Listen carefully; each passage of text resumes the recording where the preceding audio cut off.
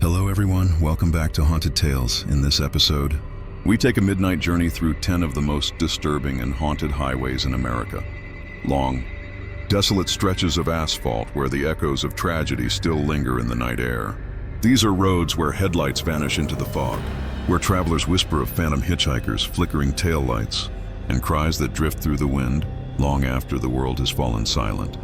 Each of these tales has been meticulously documented, drawn from police reports, historical records, and first-hand testimonies from those who barely made it back alive. Their voices trembled as they spoke, their accounts eerily consistent. For privacy, some names and locations have been altered, but the terror you're about to hear is real. These are not ghost stories. They are warning signs, because out there, under the hum of streetlights and the endless stretch of highway, something waits, something that watches every lonely traveler who dares to drive alone after midnight. So buckle up, keep your eyes on the road, and whatever you do, don't look in your rearview mirror when the air turns cold. Before we dive in, let us know in comments from where are you watching and what time it is. If you're new here, make sure to subscribe to Haunted Tales for true horror stories that will follow you long after the lights go out. And hit that notification bell, because the next time the darkness calls,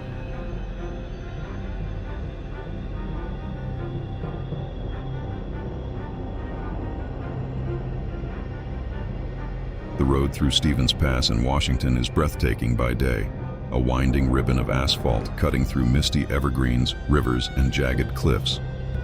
But after dark, when fog rises from the valleys like smoke, it becomes something else. Locals call it the Cold Stretch. Truckers call it the Bridge of Screams. But most know it by its true name, Bloody Bride Bridge. The story begins decades ago, sometime in the 1930s when a newlywed couple was driving west toward Seattle. Rain lashed the windshield, thunder echoed off the cliffs, and visibility dropped to almost nothing. Somewhere along that mountain road, their car lost traction.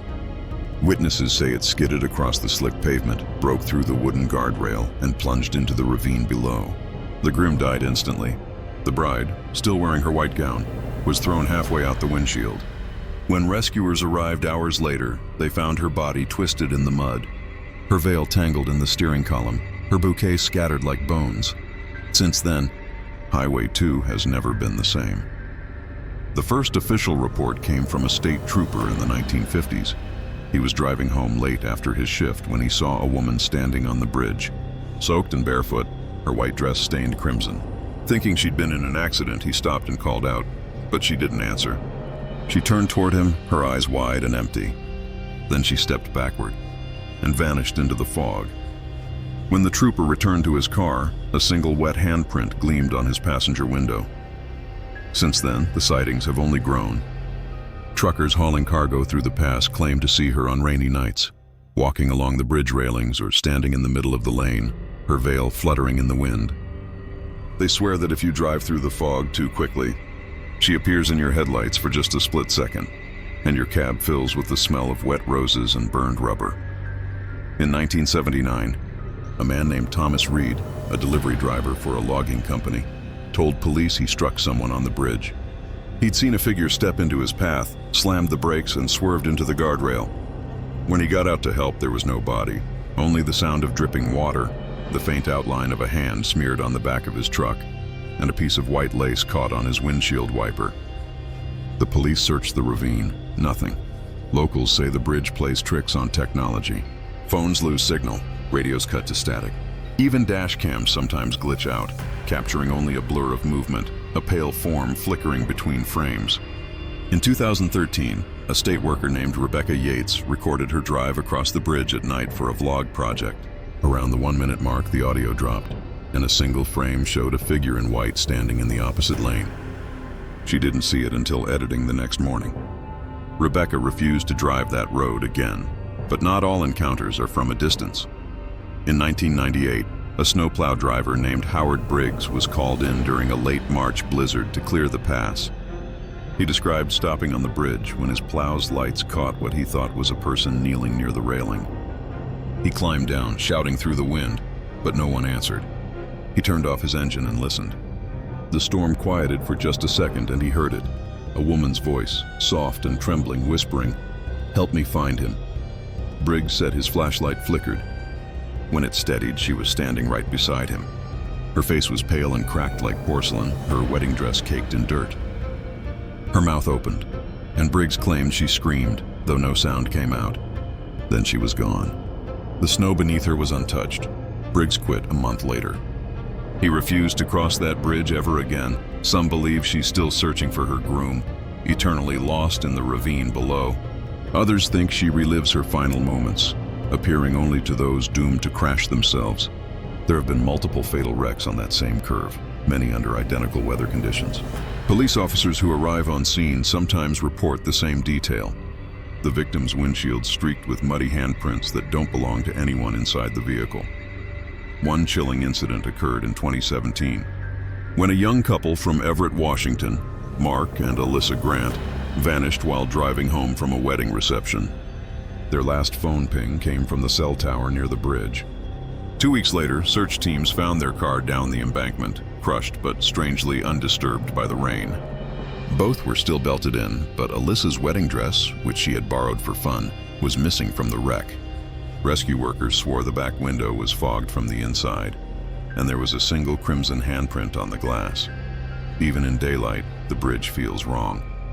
Locals say it's colder there, by nearly 10 degrees. Birds avoid it. Fog gathers unnaturally thick, even in summer. When you step out, you can hear the river rushing far below, but it doesn't sound like water. It sounds like distant, broken crying. The state has replaced the railings 3 times since the 1930s crash, but that doesn't matter. The old legend clings to the new steel. Every Halloween, thrill seekers drive across at midnight, hoping to see the bloody bride. Most leave with nothing but goosebumps and shaky laughter. But some come back changed. They talk about a shadow in the back seat that wasn't there before. They find fingerprints on the inside of their windshield. And at least one driver, a man named Jordan Price, interviewed in 2021, said he saw her reflection in his rearview mirror for the entire drive home, even though the back seat was empty. Whether you believe in ghosts or not, the reports are consistent, spanning nearly a century. Same location, same figure, same red-stained dress. And even now, as midnight fog crawls over Highway 2 and headlights cut through the mist, some drivers claim to glimpse her again, the lonely bride waiting on the bridge, searching for a husband who never made it home. So if you ever find yourself driving through Stevens Pass on a rainy night, slow down when you reach that bridge. Look closely through the fog, and if you see a figure in white standing on the railing, whatever you do, don't stop. Over Highway 2 and headlights cut through the mist, some drivers claim to glimpse her again, the lonely bride waiting on the bridge, searching for a husband who never made it home. But there's more to her legend than most know. Not far from the bridge, an old maintenance tunnel, long sealed off by the Department of Transportation, still runs beneath the cliffside. Locals say that in the 1960s, before it was blocked, hikers exploring the area heard something inside. A woman sobbing, her cries echoing endlessly through the tunnel's concrete throat. When rescuers went in, they found no one, only a puddle of icy water and a single white shoe floating at the far end. Years later, a construction crew reopening part of the tunnel to inspect erosion reported that their flashlights flickered, and one worker claimed he saw the outline of a figure at the entrance, a woman standing perfectly still, her dress fluttering as though caught in a breeze that didn't exist. They left their equipment behind and refused to finish the job. Locals from Skycomish tell another story, one the newspapers never covered. They say that in the 1980s, a small wedding party from Spokane decided to perform a ghost ritual on the bridge after hearing the legend. They brought a camera, candles, and a mirror. The footage, which later surfaced online only briefly before being deleted, showed them laughing and taunting into the fog. But near the end, the bride's reflection in the mirror, one of the women jokingly dressed in a gown, blinked several seconds after she did. Her laughter distorted, the image stretched, and the video cut off with a scream. No one knows what truly happened that night, but one of the participants, now an elderly woman, still refuses to talk about it. She told a local podcaster in 2019, "She wasn't imitating me. I was imitating her." Since then, the legend has evolved. Some call the spirit not the bloody bride, but the mirror woman. Paranormal investigators believe she's not simply replaying her death. She's looking for someone to replace her. Those who claim to see her up close often report the same horrifying detail. For a brief moment before she disappears, her face changes. It becomes theirs. Perhaps the most chilling account came in 2020, during the height of the pandemic, when traffic through Stevens Pass was scarce. A tow truck operator named Eli Navarro was called out to retrieve an abandoned car near the bridge at 2:17 a.m.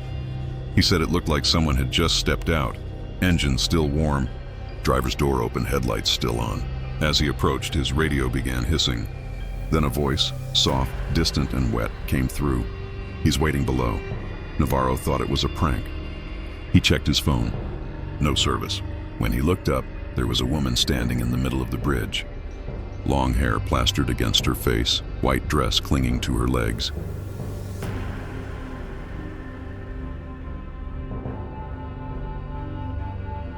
Highway 16 cuts through the northern wilderness of British Columbia, a long, lonely stretch of asphalt connecting Prince Rupert to Prince George. It's breathtaking, a landscape of rivers, cedar forests, and mountains rising like ghosts in the mist. But the beauty here is deceiving. For decades, this road has carried a darker name, one whispered in truck stops, police precincts, and native communities alike. They call it the Highway of Tears. Since the late 1960s, more than 80 women and girls, mostly indigenous, have vanished or been murdered along this route. Hitchhikers, students, mothers, drifters, many of them were last seen walking the shoulders of this same highway, seeking a ride to the next town. Some were found years later in shallow graves. Most were never found at all. The government blames isolation, poverty, and predators who hunt the desperate. But the locals, they whisper of something else, something old. Something that walks this road when the fog settles low and the moon hides behind clouds. Truckers describe it as a presence that follows them, not quite seen, but felt. A chill that seeps through the glass. A shape that lingers in the rearview mirror long after the taillights disappear. And if you listen to the police bands at night, you'll hear it. The static cutting through the radio, followed by a voice that doesn't belong to anyone alive.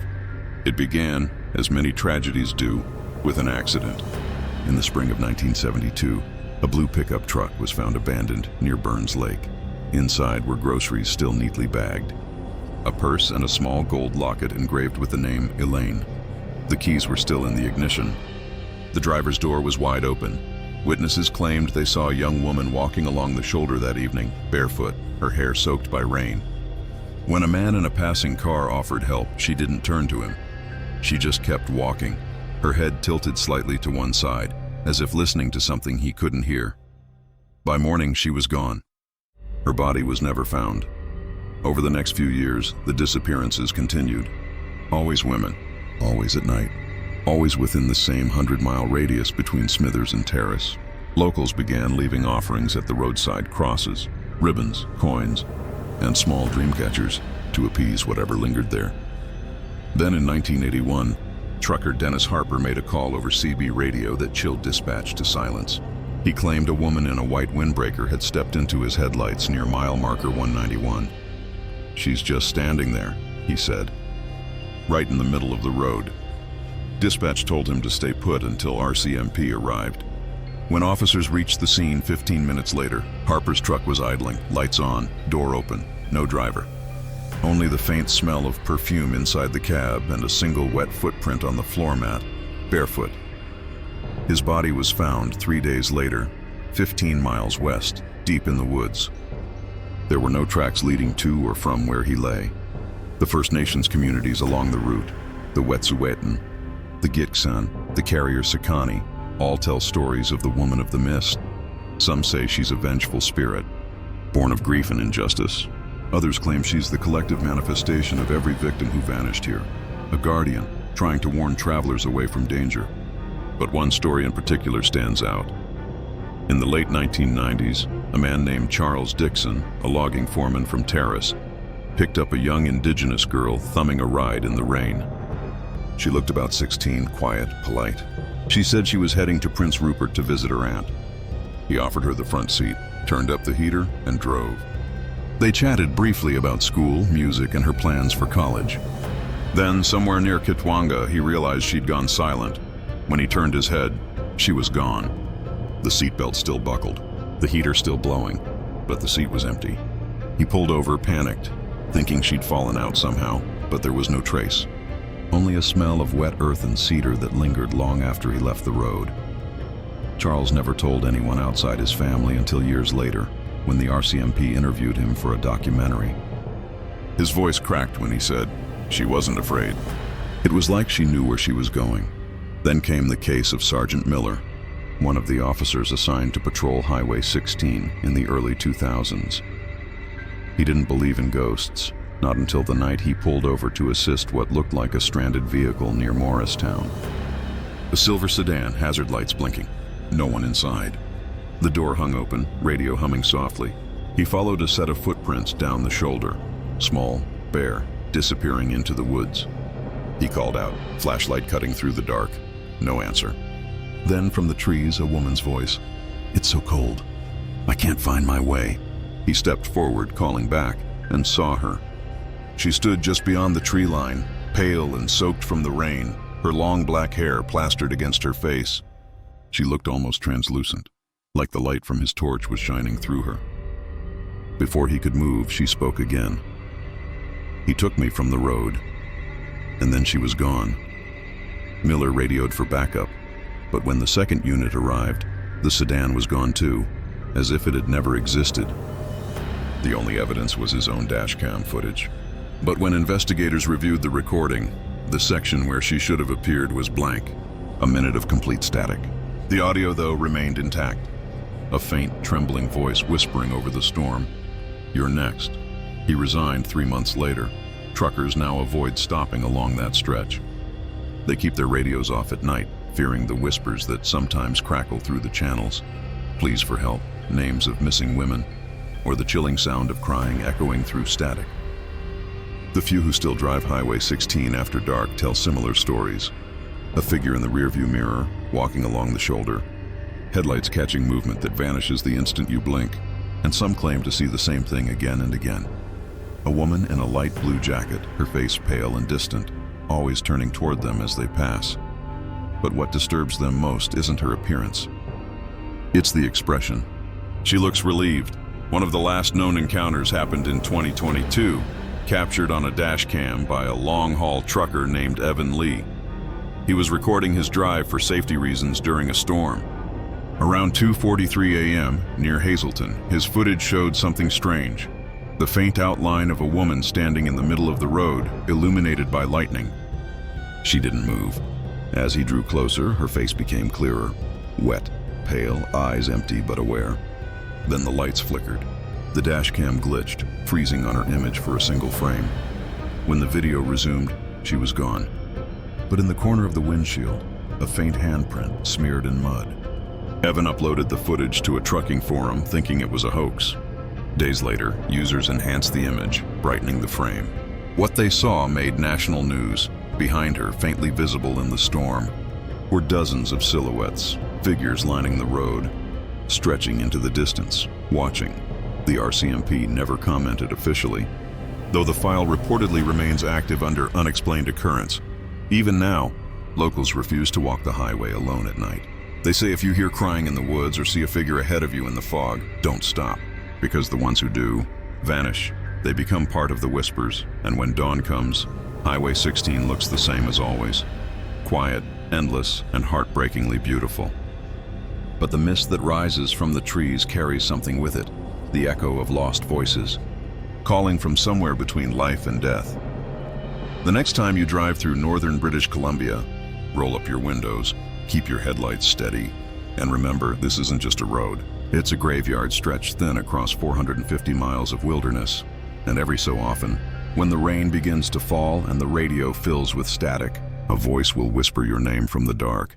When that happens, whatever you do, don't answer.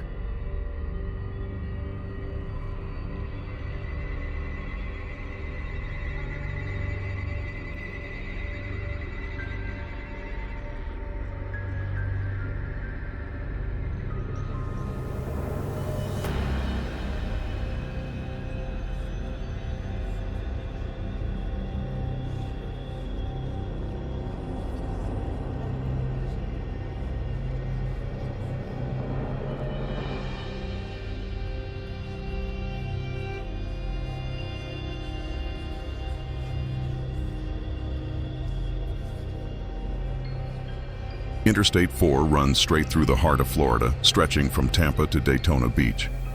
Tourists know it as the road to Disney, to the beaches, to the light.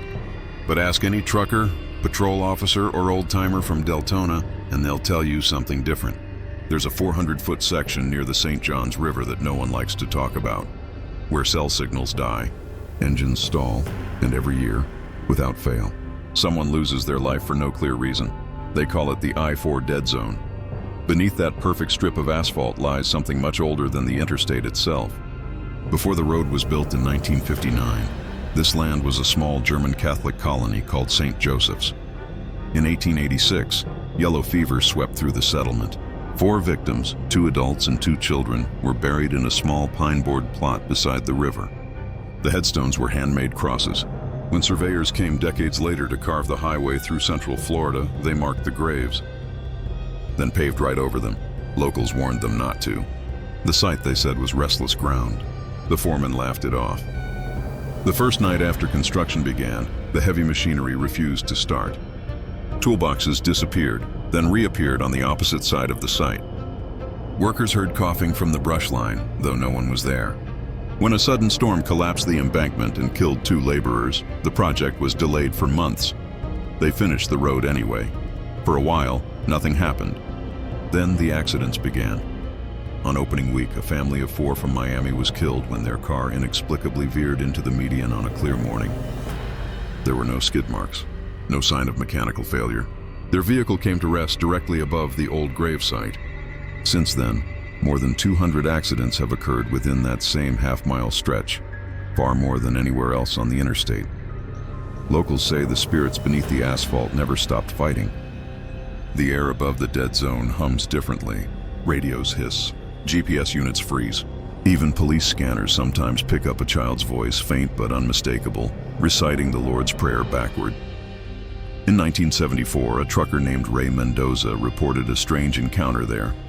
He'd been driving east before dawn when his CB filled with static. Then a girl's voice, soft, high-pitched, came through. "It's raining." He slowed, confused. The sky was clear. Moments later, his windshield fogged from the inside. In the glass, he saw the reflection of a small handprint forming, fingers dragging downward through the condensation. He swerved, slammed the brakes, and jumped out. There was nothing. No one on the road. No moisture anywhere except that single print. Mendoza quit long-haul trucking a week later. By the 1990s, the dead zone had become local legend. Radio hosts in Orlando dared callers to drive it at midnight.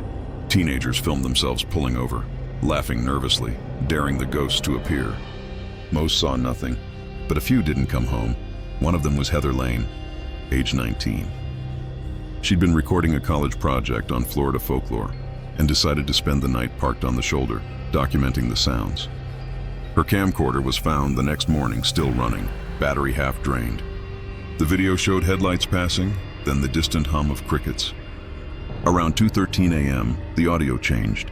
A low rumble, then whispers overlapping like overlapping radio frequencies. A child's laugh, distorted by static. At 2:16 a.m., Heather gasped and pointed her camera toward the passenger seat.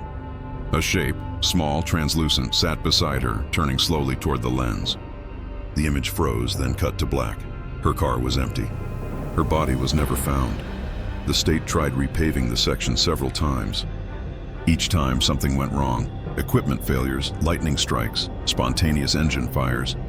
One crew reported that their asphalt thermometer climbed 40 degrees higher there than anywhere else on the job.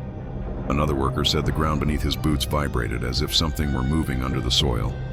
In 2004, Hurricane Charlie tore through central Florida. When the floodwaters receded, the stretch around the dead zone had buckled upward in a perfect uneven mound, 4 feet high, exactly where the graves were said to lie. Geologists blamed trapped moisture. Locals called it a resurrection. Deputy Alan Brooks of the Volusia County Sheriff's Office still patrols that route. He doesn't speak of ghosts, but his report from 2011 reads like something out of a nightmare. At 03:20 hours, stopped to assist single vehicle collision. Driver conscious but disoriented, stating a woman was in the road. No pedestrians located. While questioning, rear passenger window shattered outward. No projectile recovered. Temperature inside cruiser dropped noticeably. Driver kept repeating, "They're under us." Brooks later admitted, off record, that he'd heard whispering through his dash radio that night. Not through the speakers, through the static itself. It said his name. The most infamous incident came in 2017, involving Erica Moore, a paramedic who'd been working the overnight shift. She and her partner responded to a rollover near mile marker 10, squarely inside the dead zone. The driver was pinned but alive, blood pooling beneath the dashboard. As Erica reached for the stretcher, the patient grabbed her wrist. "They're in the car," he rasped. She thought he was delirious. Then she saw it, 4 small handprints appearing in the condensation on the inside of the windshield. One after another, like children pressing from within. When she blinked, they were gone. The driver flatlined minutes later. Erica transferred departments within the year. She never drove I-4 again. Today, GPS mapping systems often lose connection exactly at the dead zone. Satellite imagery from Google Street View briefly showed a flicker in 2019, something like a pale figure standing on the shoulder. The image was quietly replaced months later. And every October, paranormal investigators gather with EMF meters and spirit boxes, hoping to catch a trace of the voices. Most recordings are empty wind, but some contain whispers. One famous session recorded this exchange. Investigator: "Who's here with us?" Voice: "Joseph." Investigator: "What do you want?" Voice: "To be moved." When they replayed the audio later, they realized something chilling. The second voice overlapped itself 3 times, each layer whispering the same words at different pitches, as though 4 voices were speaking in unison. The Florida Department of Transportation has long denied the haunting, though its internal maintenance logs tell another story. Between 2015 and 2021, there were 17 reports of equipment anomalies, including electronic shutdowns, sudden brake locks, and unexplained radio transmissions limited to that small radius. The code used for the location? Mile marker 10, burial ground. Locals still leave flowers at the guardrail, 4 white lilies tied with yellow ribbon. No one claims them. They appear every year on September 7th, the anniversary of the first crash. In 2023, dashcam footage surfaced on a Reddit forum. The driver, anonymous, was streaming live to friends while crossing the dead zone at 1 a.m. He joked nervously, "All right, let's see if the ghosts show up." Then the feed distorted. The chat filled with panicked messages. For 13 seconds, the stream displayed something impossible. 4 figures standing in the middle of the lane, hand in hand, heads bowed. Their clothes fluttered as though underwater. When the car passed through them, the sound cut out. The last frame showed the driver's reflection, mouth open, eyes wide, and behind him, a child's face peering over the seat. The account was deleted the next day. Even in daylight, the place feels wrong. Birds veer away from the tree line. The hum of traffic dies down into a heavy silence. Some claim the air smells faintly of disinfectant, like an old hospital ward. Others insist they hear coughing from the ditch after a rainstorm. But perhaps the most unsettling detail is this: every attempt to relocate the graves has failed. Ground-penetrating radar confirms 4 irregular anomalies beneath the asphalt, yet any effort to excavate results in equipment malfunctions and sudden violent storms. One official joked, "The road protects itself." No one laughed. If you ever drive east from Orlando before sunrise, you'll know when you've reached it. Your phone will drop signal. Your radio will go silent.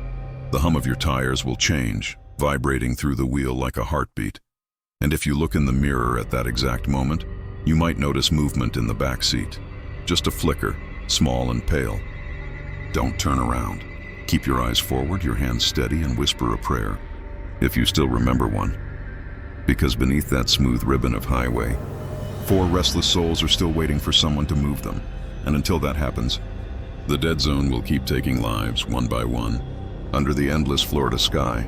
So the next time you cross the St. Johns River and your radio fades to static, remember the graves beneath your wheels. If you feel a chill crawl up your spine, whatever you do, don't slow down.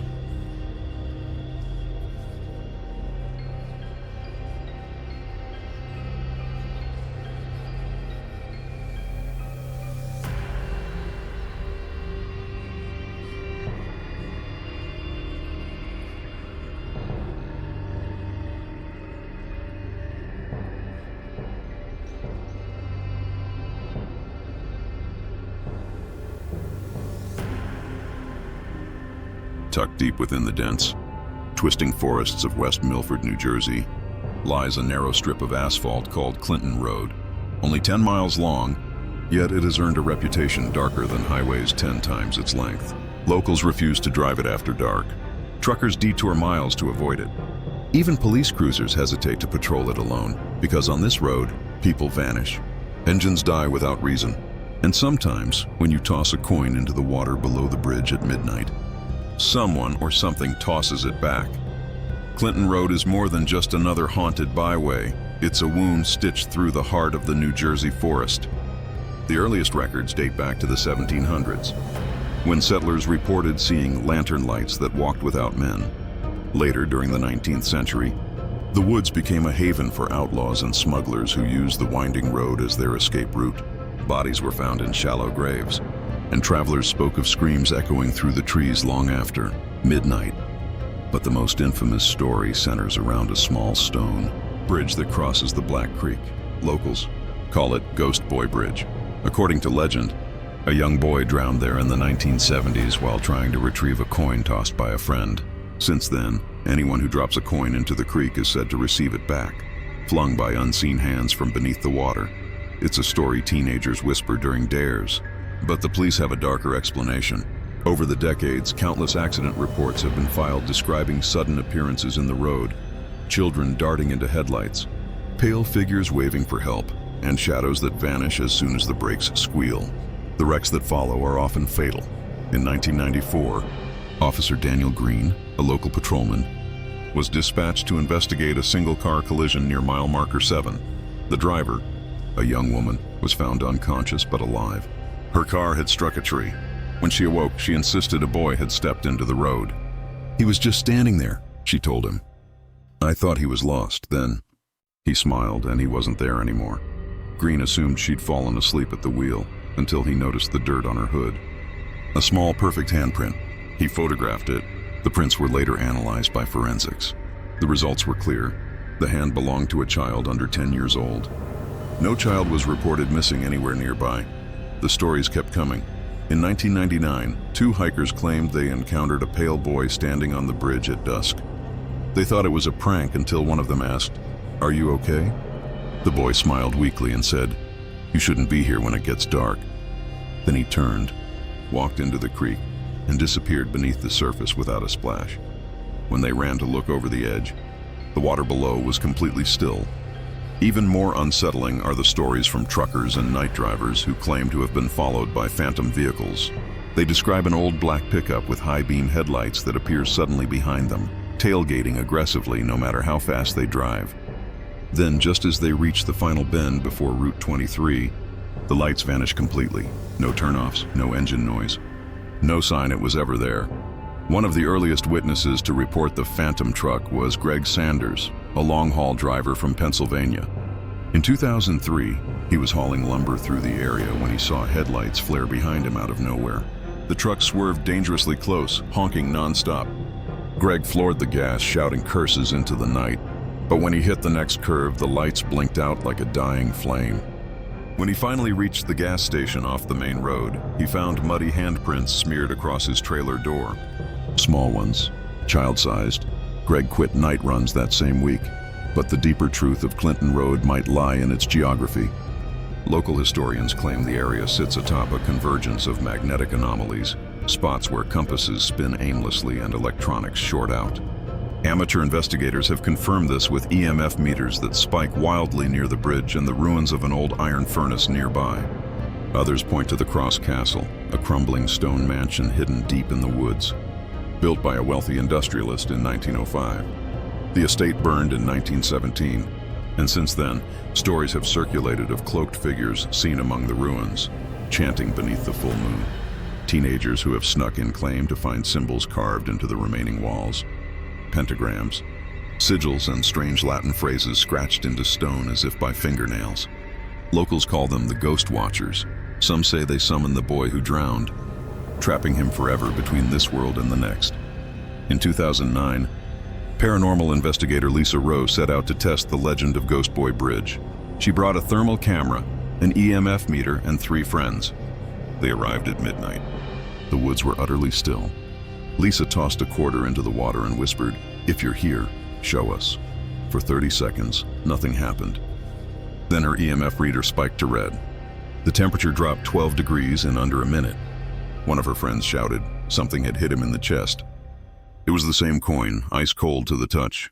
They sprinted back to their car. The engine wouldn't start for 5 full minutes. When it finally did, the headlights flickered and cut through a dense mist that hadn't been there before.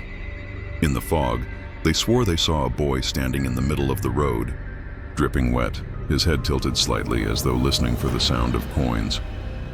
The footage they captured that night still circulates online, grainy, shaky, and unsettlingly real.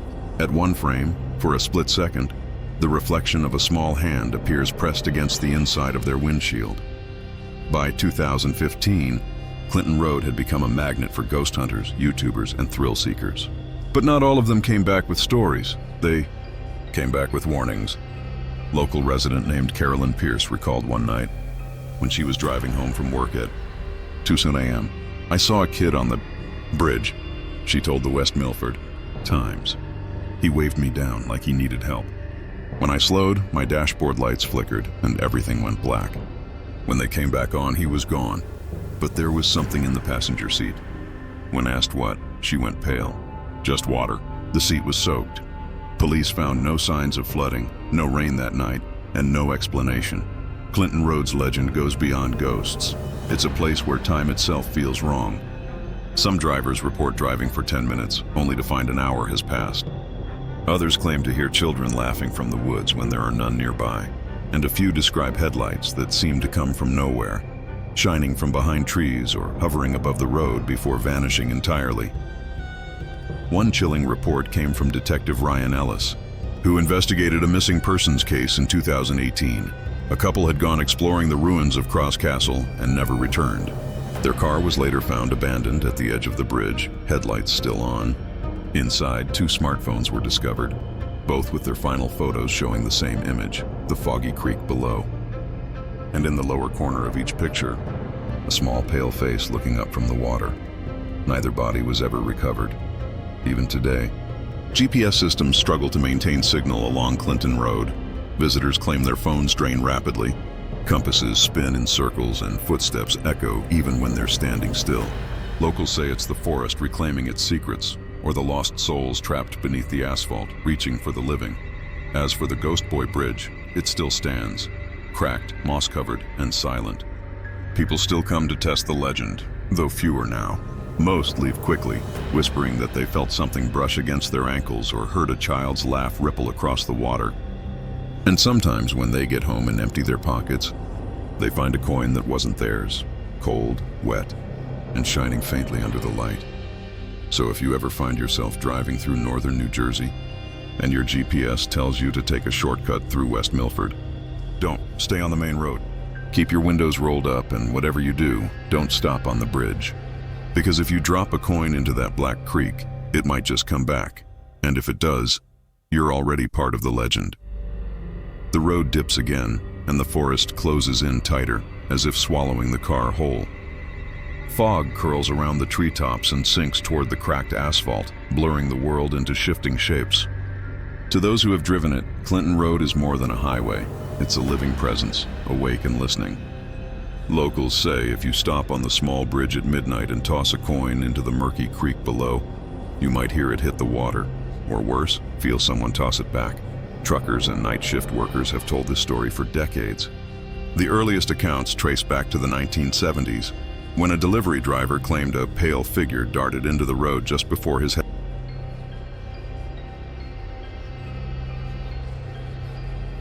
There's a stretch of Alaskan wilderness where the highway feels like the edge of the world. Route 2, running north from Fairbanks toward the Arctic Circle. The road winds through forests of black spruce and permafrost valleys, where temperatures plummet to 40 below and the wind cuts like glass.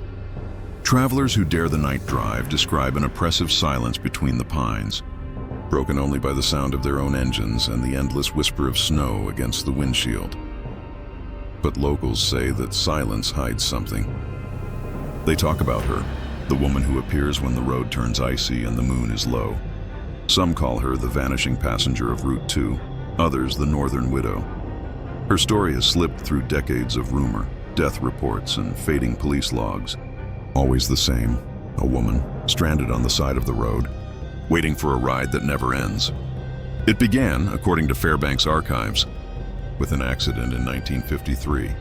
A newlywed couple was driving south from Fox, returning from a winter gathering when their car skidded on black ice and crashed into a ravine. The husband survived. The wife, her body was never recovered. The river below had frozen solid days later, sealing whatever it held beneath its surface until spring. When the thaw came, her wedding ring was found lodged in a sheet of ice near the embankment.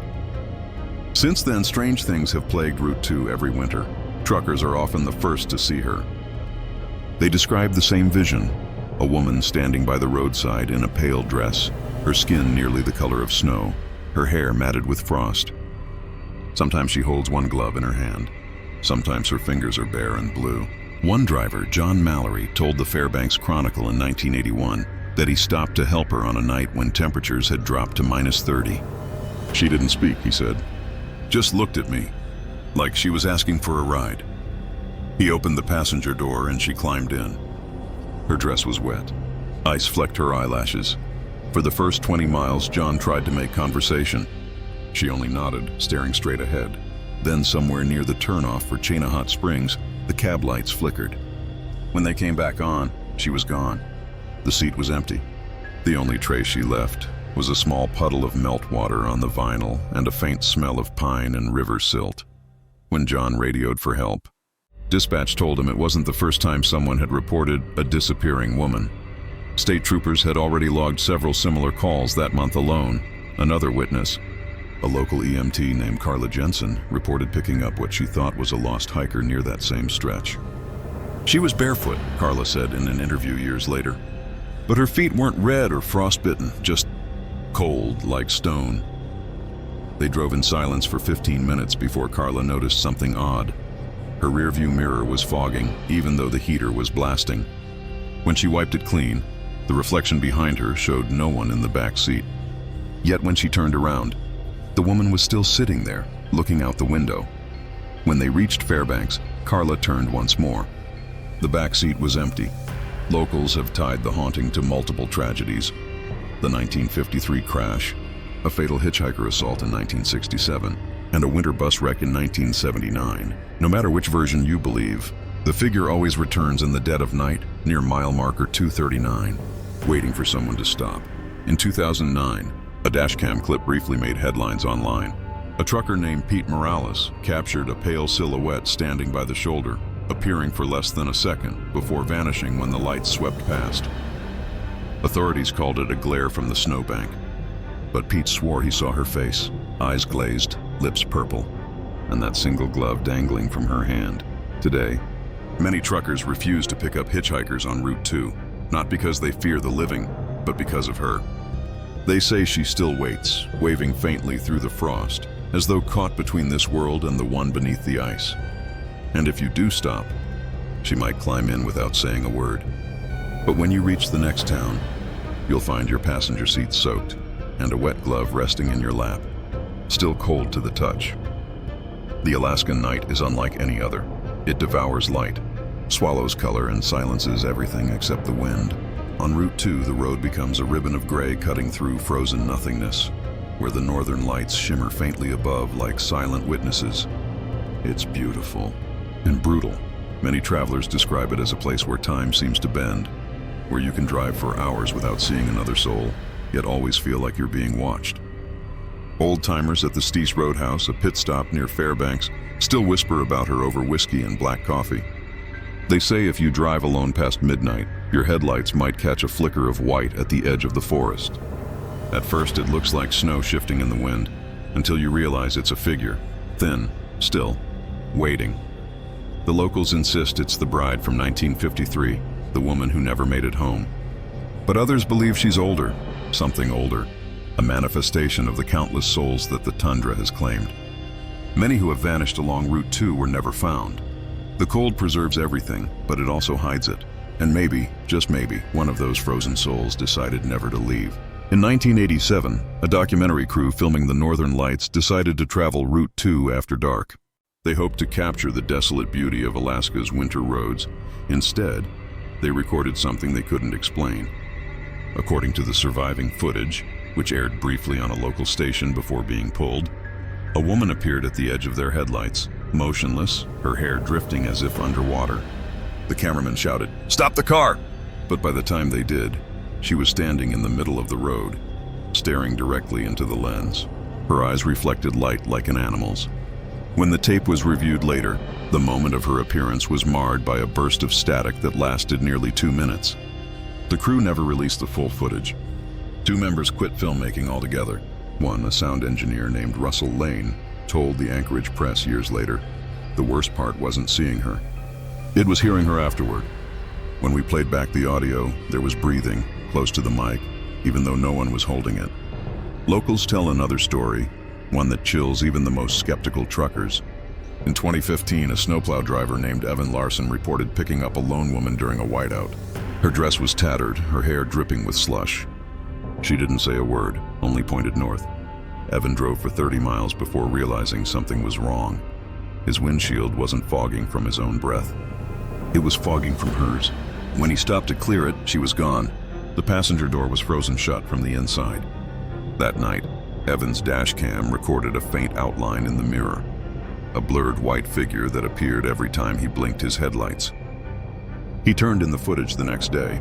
Authorities dismissed it as glare and lens reflection, but Evan left Alaska a month later, saying he'd had enough of the dead riding shotgun.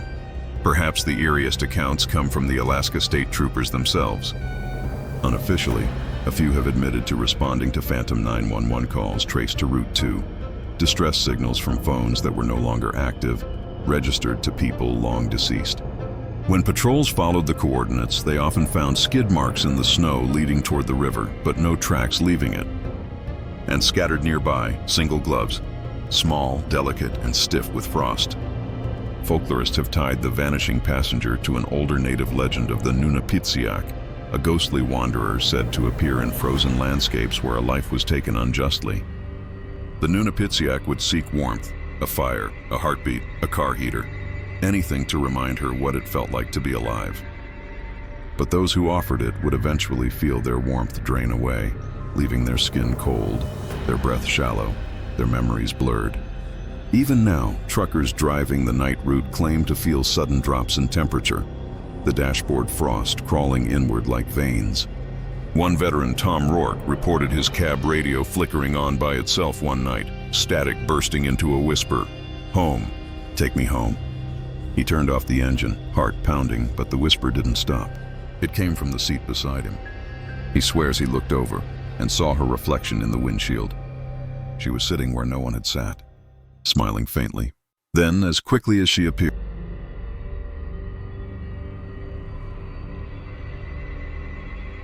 there are roads that feel cursed the moment your tires touch them. Roads where the silence feels wrong, where the darkness feels alive. Shades of Death Road, a lonely 2-lane stretch winding through Warren County, New Jersey, is one of those places. Locals say even the air feels heavier there, as though the land remembers what it's seen. The name isn't poetic or exaggerated, it's earned. Long before cars existed, this dirt path ran through a cluster of violent settlements and plague-ridden marshes. In the 1800s, it was the site of multiple unsolved murders, highway robberies, and mob executions. During a malaria outbreak, entire families perished in their homes, their bodies buried hastily along the roadside. As the story goes, the name Shades of Death was given by the people who lived there, a grim acceptance of what the land had become. And even now, despite countless attempts to rename it, every new sign that goes up mysteriously vanishes within days. Those who've driven the road at night talk of shadows that move against the headlights, of figures that shouldn't be there. But one story has endured above all others, the phantom in the fog. It began in 1993 when a local man named Elliot Jameson was driving home from a late shift in Hackettstown. Around 2:15 a.m., the fog had grown so thick he could barely see 10 feet ahead. He slowed near the section known as Ghost Lake, a man-made pond rumored to sit over a burial site. That's when he saw the figure. She was standing right in the road, Elliot would later tell investigators, dressed in white, barefoot, like she'd just walked out of the water. Her hair was dripping. I hit the brakes, rolled down the window to ask if she was hurt, but when I did, she vanished. When police arrived, they found no footprints in the mud, no evidence of anyone near the water. The temperature that night was below freezing. No human could have stood there without leaving a trace.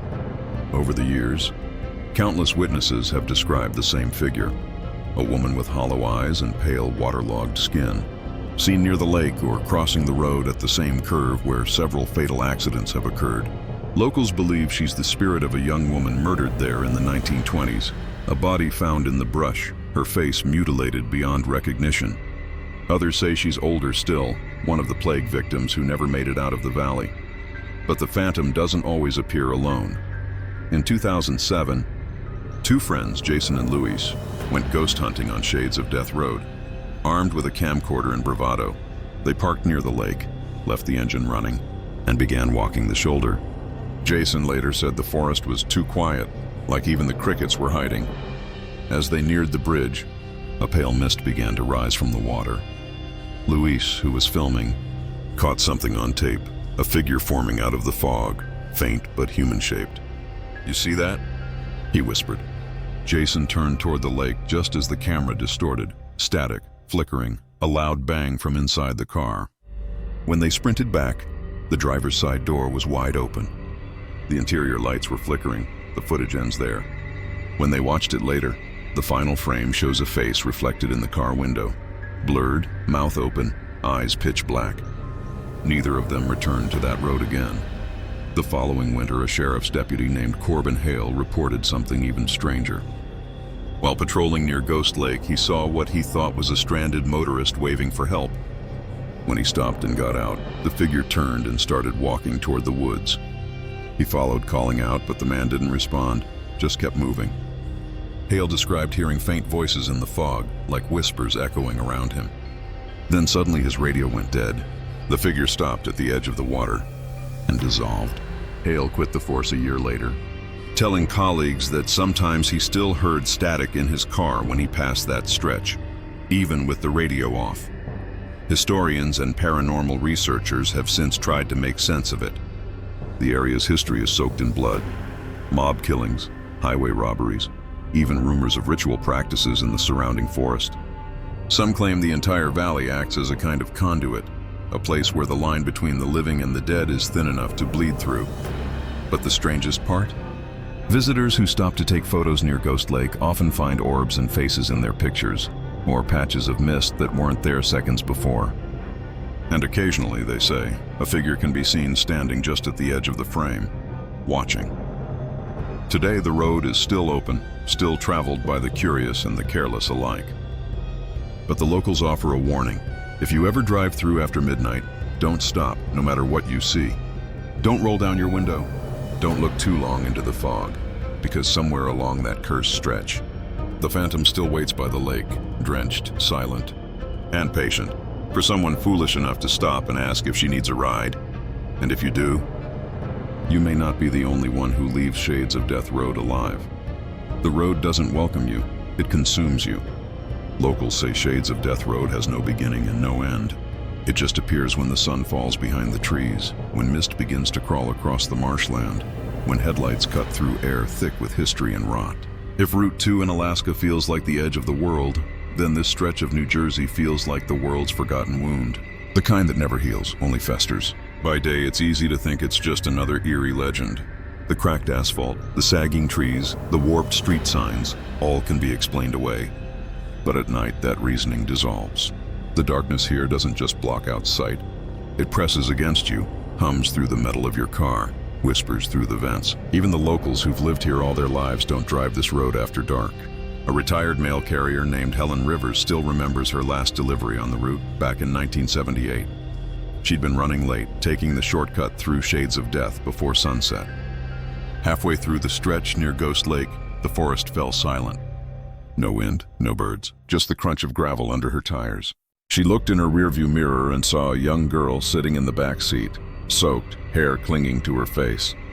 Helen slammed on the brakes, heart racing, and spun around. No one was there, but the seat was wet, and in the condensation on the rear window, someone had written a single word: Mother. Helen left her job a week later. For decades, similar accounts have trickled in. It's always the same: the girl in the back seat, or the woman by the lake, or the faint sound of someone crying near the old bridge. The police have dismissed most of it as hysteria, but what's harder to explain are the cold cases buried in the archives, disappearances that seem to orbit this road like moths around a dying flame. One of the strangest involved a local photographer named Daniel Kraus, who set out in 2001 to document America's most haunted roads. He parked near the western bend of Shades of Death, set up his tripod, and started shooting long exposures of the lake. His last frame, time-stamped 2:43 a.m., shows a woman standing on the water, perfectly still, her reflection warped beneath her. The next morning, Daniel's car was found idling near the bridge, door open, camera on the passenger seat. He was never seen again. The negatives were developed weeks later by his wife. Every frame after 2:43 was blank, overexposed white, except for the faint imprint of a hand pressed against the inside of the lens cover. A paranormal investigator, Lydia Brenner, later claimed to have analyzed that same photograph. The reflection, she said, was wrong. It didn't mirror her. It faced the camera directly, as if it knew it was being watched. She conducted an overnight investigation in 2009 with a small crew and documented several inexplicable phenomena: cold spots in specific parts of the forest, EMF spikes near the water, and disembodied voices caught on audio, soft, feminine, pleading. The final hour of footage showed something even stranger.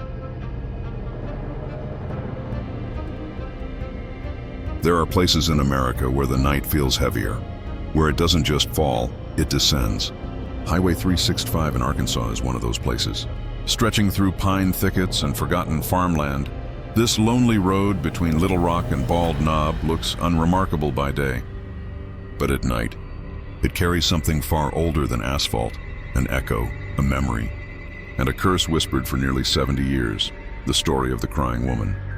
Truckers and locals alike speak of her with a kind of reluctant respect.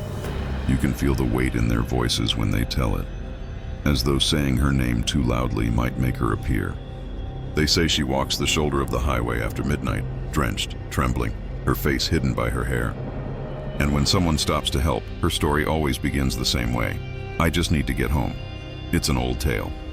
The first written account dates back to 1953, when a young man named Joseph Bradford was driving home from a dance in the nearby town of Woodson. Rain was pouring and visibility was low. Around the old Pine Bluff stretch, he saw a woman standing by the roadside wearing a pale blue dress. She was soaked to the bone, shivering. He stopped, rolled down his window, and offered her a ride. She hesitated, then climbed into the back seat without a word. As they drove, Joseph asked where she was headed. She whispered, "Just home." He drove 10 miles before she leaned forward and pointed toward a white farmhouse at the end of a dirt path. He pulled in, turned to tell her they'd arrived, and the seat was empty. Only a small puddle remained. Confused and frightened, Joseph knocked on the farmhouse door. An older woman answered. When he described who he'd picked up, her face went pale. "That's my daughter," she said softly. "She died 5 years ago. Car accident, same road." Joseph swore he never drove that stretch again. But the story didn't end there. In the decades since, countless travelers have claimed to see her. The same soaked woman, the same plea for help, the same vanishing act before reaching her supposed home. Some call her the Arkansas Bride, others the Highway Widow, but to most, she's simply the crying woman of 365. In 1978, 2 truckers, Cal and Randy, reported picking her up during a downpour. She was cold, Cal told a local reporter. "Like ice. We gave her a blanket. She didn't talk much, just kept crying." They drove for about 15 minutes before Cal noticed that her crying had stopped. When he turned around, she was gone, but the blanket lay folded neatly on the seat, completely dry. The truck's radio crackled with static right after, and through the noise came a faint voice, a woman's sobs, whispering the same words over and over: "I just want to go home." That CB recording, preserved by the station dispatcher, still exists. Paranormal researchers who've analyzed it claim they can hear something else layered beneath the sobs, a second, deeper voice murmuring what sounds like, "Don't stop." But perhaps the most chilling account came in 1999. A couple, Derek and Melissa were driving home late one October night when they saw her near a curve by an old oak. Melissa insisted they pull over. Derek rolled down the window and called out, but the woman didn't move. Instead, she lifted her head slowly, and they saw that her eyes were hollow, completely black, her cheeks streaked with tears that shimmered like oil. Panicked, Derek hit the gas. The car sped forward, tires skidding, but when they looked ahead, she was standing in the middle of the road again, this time directly in their headlights. Her mouth opened wide, and a sound like a scream and a sob mixed together tore through the air. Then she vanished. When they reached home, they found 3 wet handprints on the hood of their car, too small to belong to either of them. Folklorists have long debated who she really was. Some say she's the spirit of a young woman killed on her wedding night, her car overturning during a storm. Others believe she was a mother who drowned searching for her lost child in the nearby bayou. Her grave, if she has one, has never been found. Yet the reports continue year after year, always during the rainy season, always between midnight and 3 a.m. A paranormal investigator named Ben Foster once camped beside the road to test the legend. Around 1:17 a.m., his audio recorder picked up what he described as wet footsteps circling his car. When he looked out, there were drag marks on the dirt, like someone crawling. He turned on his flashlight and saw her for a moment. Pale face, water dripping from her dress, her lips moving silently. Then the batteries died. Ben's footage was never recovered. His car was found the next morning, doors unlocked, headlights still on. The driver's seat was soaked through, and a woman's footprint, bare, narrow, and small, was pressed into the mud beside the door. To this day, truckers refuse to stop for anyone on Highway 365 during a storm. The local sheriff's office still receives calls from panicked travelers reporting a woman in distress. But by the time they arrive, the road is empty. And every year, around late October, the fog grows thicker near the Bald Knob stretch. Drivers report seeing a faint blue dress fluttering at the edge of the trees, a soft sound of weeping carried through the rain. If you ever find yourself driving Highway 365 on a stormy night and you see a woman standing in the rain, don't stop, no matter how desperate she looks. Because once you let her in, she won't be asking for a ride home. She'll be asking to take you there with her. Locals in Bald Knob used to laugh off the legend until the disappearances began. It started small. A few missing person reports scattered across the decades, dismissed as runaways, carjackings, or accidents on slick Arkansas roads. But by 2008, the pattern was impossible to ignore. Each missing driver was last seen or pinged near the same 3-mile stretch of Highway 365, always between mile marker 43 and the old Pine Curve near Rattlesnake Creek. And in every case, the final phone call or dashcam footage captured something, faint crying in the background, even when the driver was alone. One of the eeriest cases was Tina Hollis, a nurse heading home after a late shift. The last footage from her dashcam, later leaked online, showed heavy rainfall, windshield wipers squealing across the glass, and Tina softly humming to herself. At the 6-minute mark, the camera picked up what sounded like a woman sobbing outside. Tina slowed down, lowered the window an inch, and asked, "Are you okay?" That's when a face appeared, inches from the glass. Pale, blurred, water dripping from hair that seemed to move on its own, as if floating underwater. Tina gasped and the camera jolted. She must have slammed on the gas. The footage ended with her scream echoing into static. Her car was found the next morning at the edge of Rattlesnake Creek. Engine still running, headlights flickering weakly through the fog. But the driver's seat was empty. Only the passenger seat was wet, soaked through as if someone had been sitting there for hours. The dashcam SD card had been ejected and left neatly on the dashboard. No fingerprints. People started avoiding the highway after that. But for truckers with strict routes, avoiding wasn't an option. One driver, Eddie Red Carver, described an encounter that still gives old-timers chills. It was a foggy November night in 2012 when he spotted a woman waving frantically.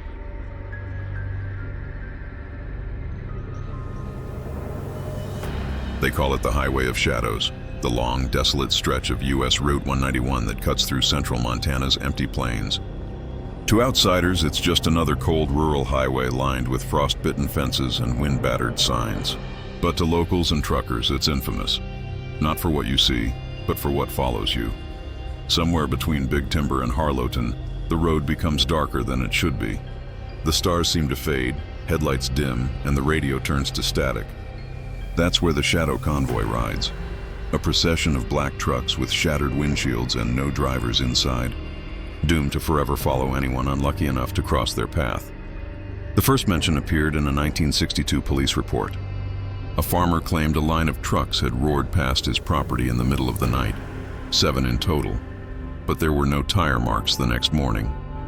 Locals dismissed it as exhaustion or moonlight tricks until truckers began reporting the same thing, multiple semis appearing in the rearview mirror, tailgating dangerously close, only to vanish the second you turned to look. One of the earliest first-hand accounts came from Ray McCormick, a long-haul driver with over 30 years on the road. In 1974, he was hauling grain toward Billings when he saw headlights appear behind him on the empty stretch of 191. 2 sets at first, then 4, then 6, closing in fast. Ray moved to the shoulder to let them pass. But when the first truck came beside him, there was no driver. Just an empty cab with shattered glass, engine roaring like thunder. The next one followed, and another. 7 total, one after another, each missing its driver. When Ray reached Harlowton, his hands were shaking too badly to light a cigarette. The truck stop attendant remembered him saying, "They weren't trucks, they were coffins with wheels." For years, most dismissed it as fatigue or ghost stories swapped over late-night coffee. But then came the 191 pileup of 1987, a freak accident involving 7 semis during a whiteout. Every one of those trucks crashed within seconds of each other, their drivers claiming they couldn't see what was in front. 5 were killed on impact. 2 survived, though one, according to paramedics, kept muttering the same words before he died. They were already there. After that, sightings exploded. Dashcam clips surfaced online showing headlights forming a line behind lone travelers, but disappearing when playback was slowed down. Montana state troopers have received dozens of calls over the years, each eerily similar. Reports of invisible vehicles tailgating, lights without sound, and convoys that vanish when you pull over. But the eeriest incident came from 2003, when a woman named Karen Dorsey was driving home to Bozeman after visiting family. At around 2:45 a.m., she noticed several headlights behind her, identical spacing, perfect formation. She slowed, thinking it was a trucking convoy, but as they drew closer, her rearview mirror began to flicker. The headlights pulsed, dimmed, and then one by one, they went out. Karen said her entire dashboard froze, her radio turned to static, and the air grew thick, like driving underwater. Then, for a few seconds, she saw faces reflected in her windshield, pale, motionless, watching her from behind. When she blinked, they were gone. She pulled over sobbing and called the highway patrol. The officer who arrived noted deep tire marks in the gravel behind her, 7 parallel tracks, stretching for half a mile. Yet no other vehicles were found on the road that night. In 2016, a paranormal investigation team known as Cold Iron set out to debunk the story. They placed cameras and heat sensors along a 15-mile stretch of 191 near the crash site from 1987. Around 3 a.m., all cameras recorded a sudden temperature drop of 20 degrees, followed by a low rumble that shook their van. One thermal camera briefly captured 7 heat signatures moving in a line down the road, massive. Rectangular shapes the size of semi-trucks, each glowing faint red, as if burning from the inside. Seconds later, every piece of equipment shut down. When they restarted their van, all the data from that night was corrupted except for one audio clip, the faint sound of engines revving, and a distant CB radio transmission. Convoys clear. All 7 rolling.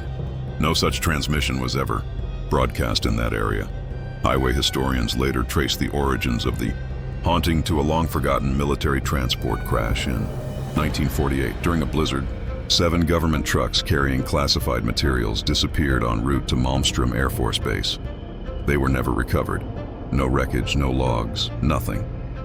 The official explanation was lost in severe weather. Locals, however, claim the convoy never left the road. It simply kept driving between worlds. Modern travelers say if you find yourself on Highway 191 at night and you notice your radio begin to hum, not static, but a low engine-like vibration, you should pull over, turn off your headlights, and wait. Because if you keep driving, they'll appear behind you. 7 lights, always 7. Never more, never less. And if you see them closing in, whatever you do, don't look in your mirrors. Because the second you do, the convoy sees you back. And then, like Ray McCormick and so many others, you might just drive forever, trapped in the line. Another ghost in the endless shadow road of Highway 191. There's something profoundly wrong about Highway 191 after midnight. Ask anyone who's driven it alone. The silence doesn't sound empty, it sounds aware. The wind never blows the same way twice, and the distant hum of your tires starts to feel like it's echoing back from something unseen. That stretch between Big Timber and Harlowton is especially cursed, a no-man's land of scrub fields and frozen rivers where radio signals vanish, GPS flickers, and headlights seem to dim for no reason. Locals call it the Black Strip. Truckers call it worse, the feeding ground. The story of the Shadow Convoy has burned through generations of Montana drivers.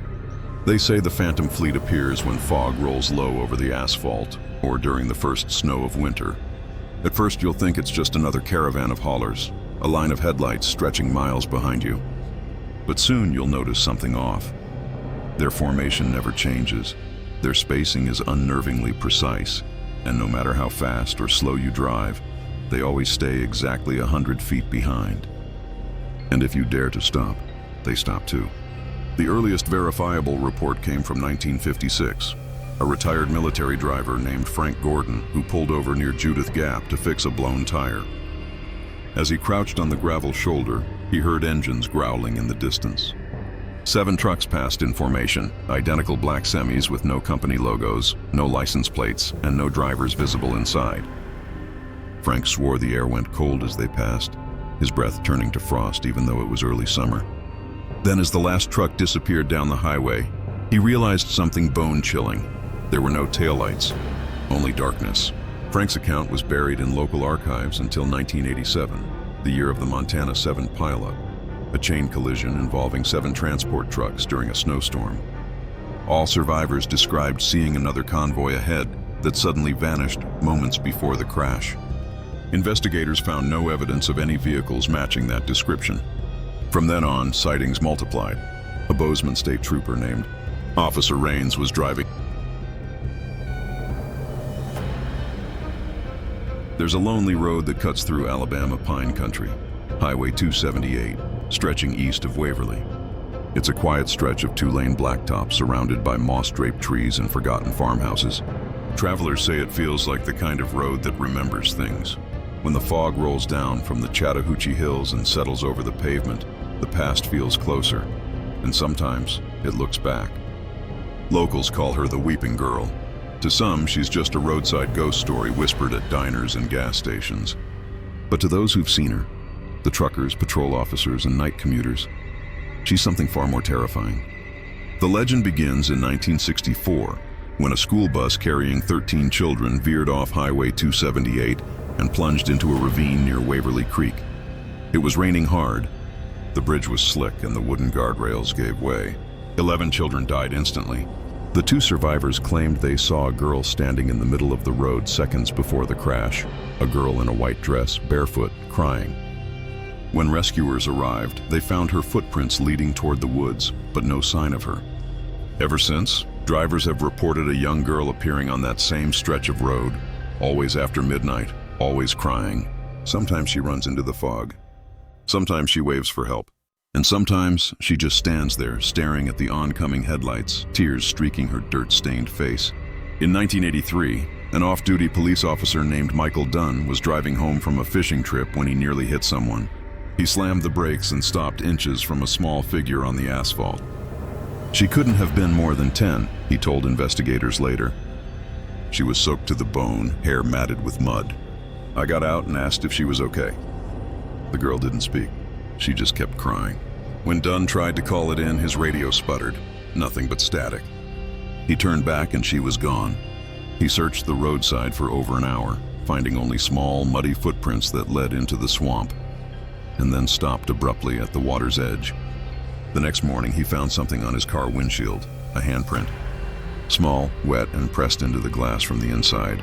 By the early 2000s, Highway 278 had become a magnet for paranormal investigators. One team, Southern Haunts, set up thermal cameras near the Waverly Creek Bridge.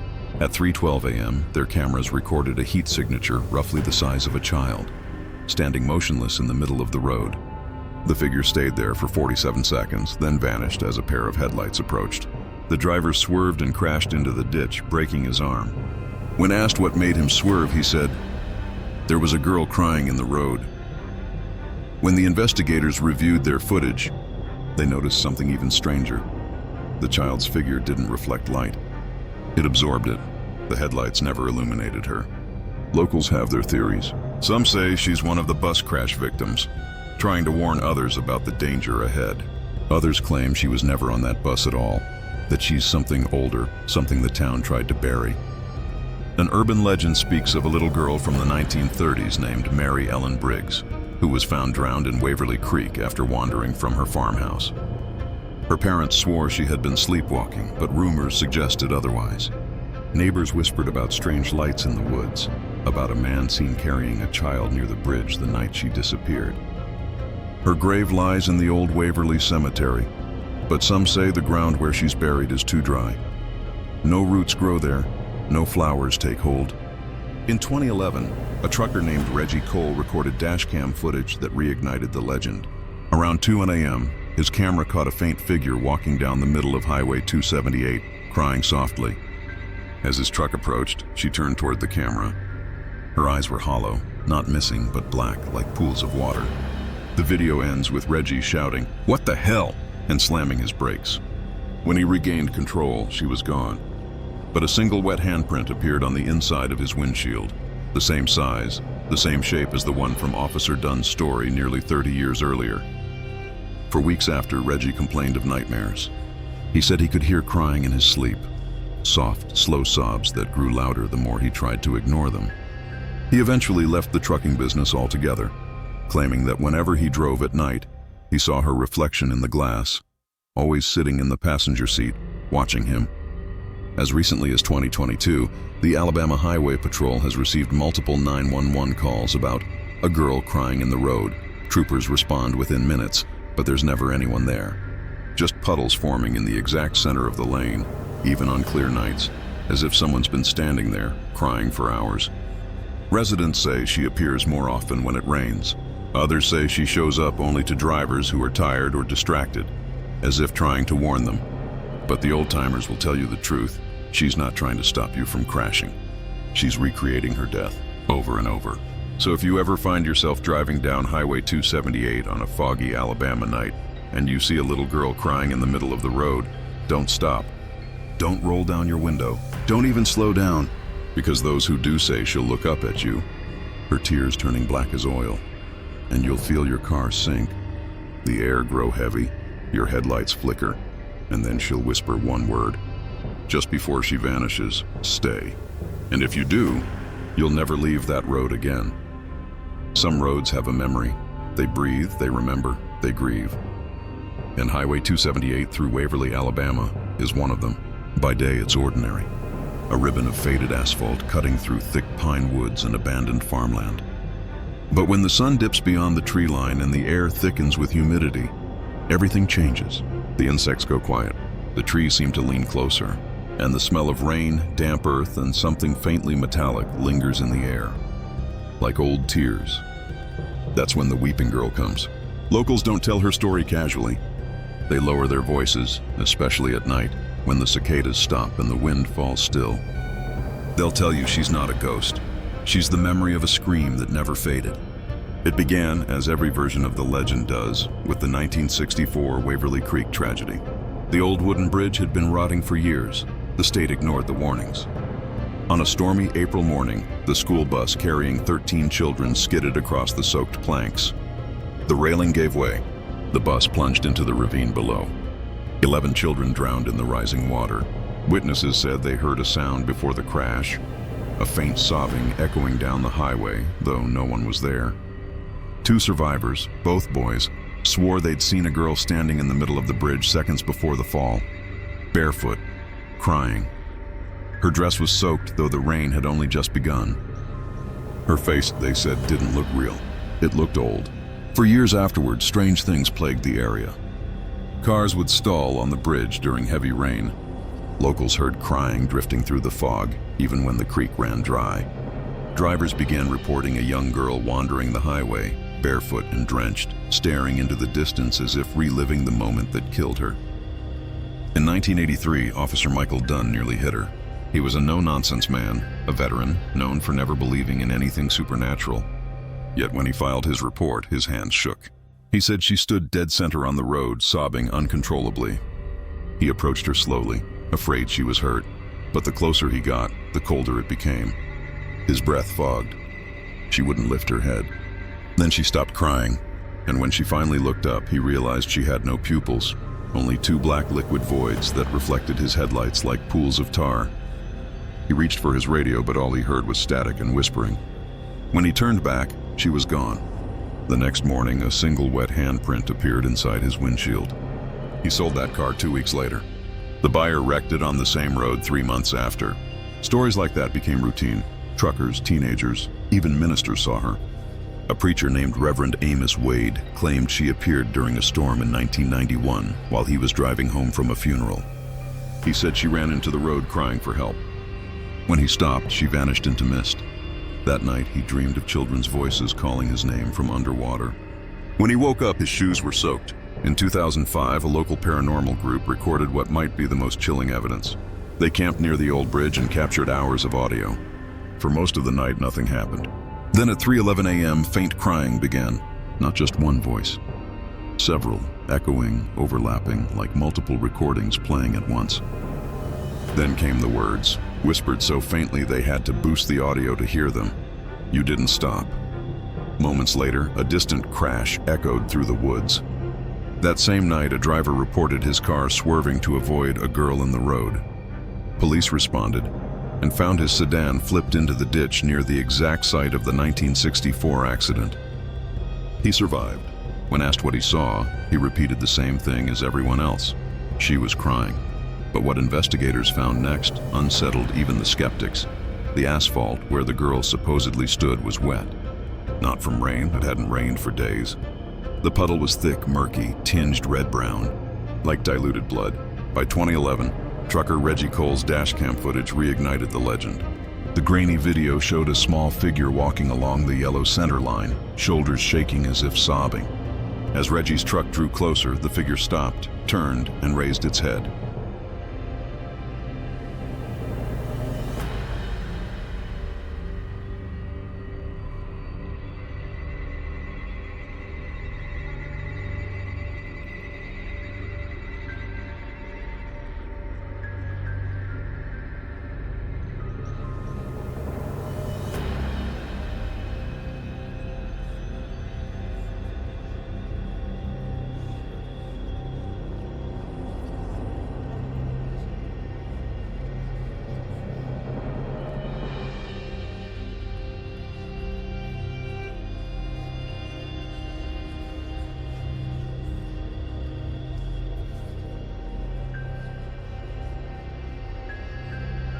There's a place just outside the quiet town of Salem, Ohio, where the forest seems to breathe, where every rustle in the dark sounds like a whisper and the air feels too still for comfort. Locals call it Egypt Road, and at the end of that cracked and twisting stretch lies the Screaming Bridge, one of the most infamous haunted bridges in America. It looks harmless by day, an old concrete structure spanning Beaver Creek, surrounded by thick woods and faded no trespassing signs. But when night falls, the road changes. The forest turns black and endless. Mist rises from the creek like ghostly smoke, and then, if you stand quietly, you'll hear it, a single blood-curdling scream cutting through the silence. No one knows for sure who the scream belongs to, but the story that's lasted generations tells of a young mother and her child. It happened sometime in the 1930s, long before the bridge was reinforced. A woman driving home lost control on the sharp curve leading to the bridge. Her car struck the railing and plunged into the creek below.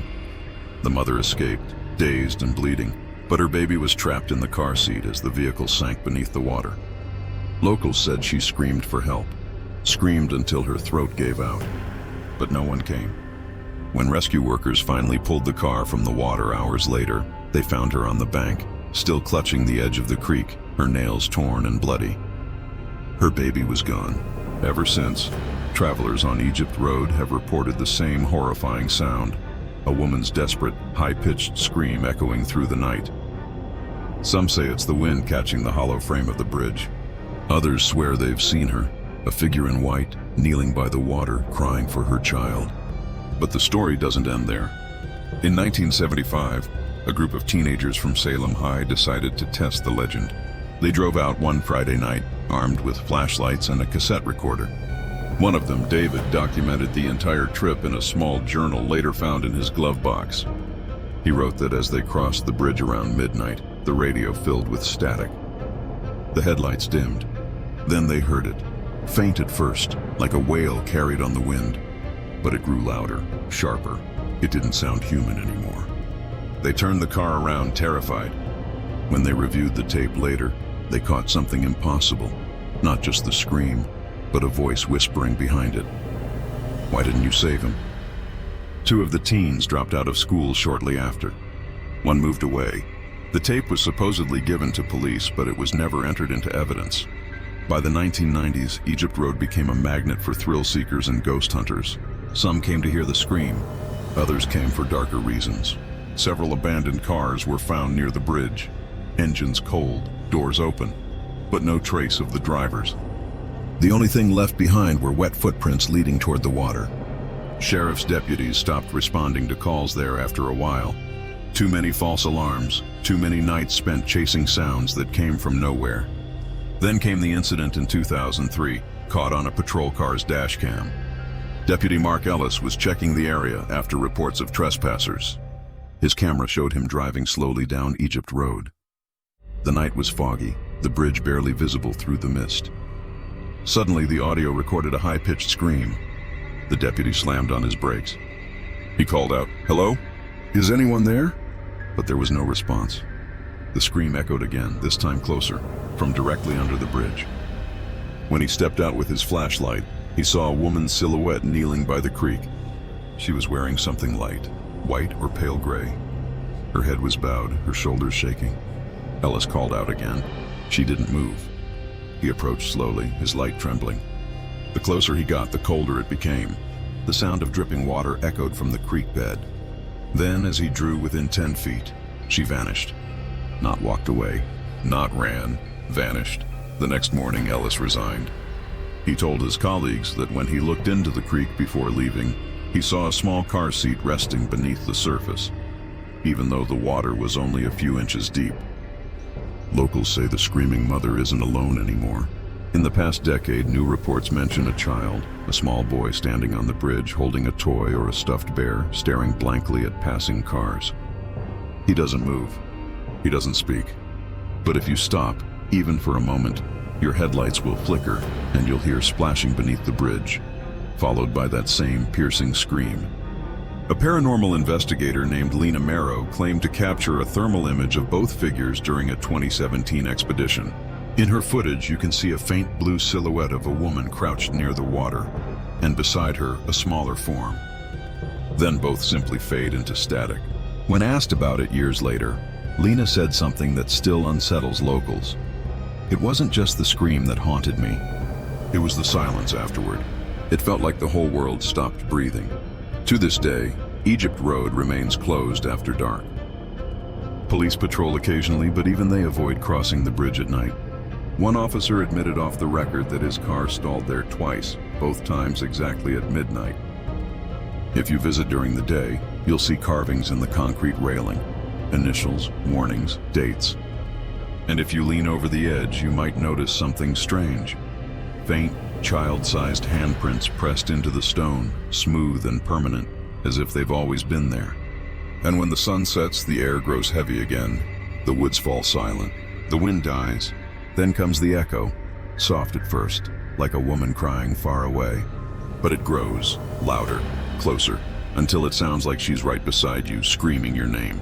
So if you ever find yourself on Egypt Road at night and hear a woman weeping in the dark, don't stop. Don't look over the bridge. Because if you do, you might see her reflection staring up from the creek, holding something small in her arms. And she'll stop screaming just long enough to whisper, "Take him with you." Then the water will ripple. and you'll realize you're not alone on that bridge anymore. There are places in America where the night feels heavier, places where the dark doesn't just cover the landscape but inhabits it. Egypt Road in Salem, Ohio is one of those places.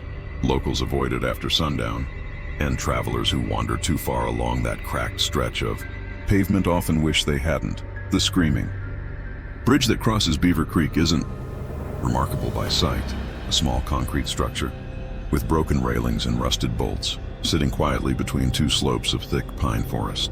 But after midnight, when fog rises from the creek bed like a living thing, the world changes. The air becomes damp, pressing, suffocating. The trees on either side form a dark tunnel, and your headlights struggle to cut through the mist. That's when you hear it. The sound that has haunted this road for nearly a century. A scream, long, shrill, and heartbreakingly human. It begins softly, distant, almost like a woman calling for help. But then it builds, cracking through the still night air with such force that it echoes across the valley. And then, silence. The kind that makes your chest tighten, as if the world itself is holding its breath. The first scream was heard in 1930, after a fatal accident that still defines the legend. A mother and her infant son were driving home after visiting relatives. Heavy rain, a slick curve, and one brief mistake. Her car skidded through the guardrail and plunged into the creek below. The mother escaped, dragging herself up the embankment, screaming for help. But no one came. By the time a passerby found her, she was kneeling by the water, silent. Her voice was gone. The car had disappeared under the current, taking her child with it. She never spoke again. After her death weeks later, locals began hearing screams near the bridge at night, always around the same hour. Decades passed and the story twisted into folklore, but something real continued to linger on Egypt Road.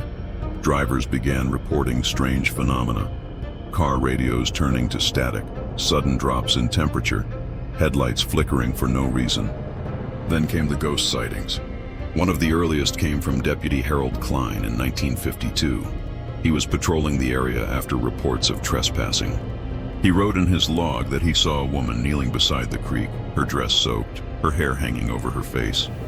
Thinking she was injured, he called out, but she didn't respond. When he approached, she looked up. Her eyes, he said, reflected the beam of his flashlight like the eyes of an animal, too bright, too hollow. And before he could move, she screamed. The sound hit him like a physical wave. He dropped his light, stumbled back, and when he looked again, she was gone. When he returned to his patrol car, the inside of the windshield was covered in condensation, except for one clear streak, the shape of a single dragging handprint. By the 1970s, Egypt Road had become a rite of passage for local teenagers. They called it the Screamer's Run. You'd drive out at midnight, kill your engine, and wait. If you were lucky or cursed, you'd hear her. Some nights, they said, it sounded like she was right beside the car. That's when people started disappearing. Between 1978 and 1984, 3 cars were found abandoned near the bridge. Doors open, radios playing static, headlights still on. The drivers were never found. Police labeled them missing persons. The only evidence were muddy footprints leading toward the creek, and then nothing. Some investigators claimed the current could sweep a body away, but locals didn't buy it. The creek barely came up to your knees.